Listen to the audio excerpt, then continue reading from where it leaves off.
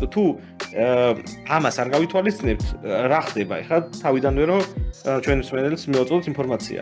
ეს არის მოციკწიკე ბომბი ჯიბეში. იმიტომ რომ საავტორო უფლებების ერთი რომ ზოგადად ხანდაზმულობა 10 წელი არის, მაგრამ მე შემიძლია რეაგირება მოვახდინო ამ ყველაფერზე, მას შემდეგ რაც მე შევიტყე. ან უნდა შემეტყო და იქიდან 3 წელი მაქვს რომ მივმართო სასამართლოს და ჩემი ჰონორარის მისაღებად. და ეს ჰონორარი შეიძლება იყოს კანონიერად გამოყენების შემთხვევაში, ჩემთვის მისაღები ჰონორარის მინიმუმ 10 მაგი ოდენობა.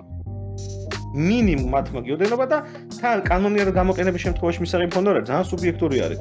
მე შეიძლება ჩემს შემოქმედებს ვაფასებდე და თვითონ გამოყენება $10,000 მოვითხო რეკლამაში გამოყენება პირობითად ვამბობ. და შენ დამწყე ბიზნესი რო ხარ და რო არიცი და შეცდომა შეგიყვანეს და სტორიზე დაგადებინეს მუსიკა და ეს რეკლამა არ არის გეუნებიან, ამ დროს შეიძლება შენ $10,000 ვიღაცამ 100-ზე გაგიმრავლოს და $100,000-ის მოციკწიკე ბომბით დადიხარ ჯიბეში, როცა ბიზნესი შეწყება საქართველოში? კი, ხელაჯამები. კი.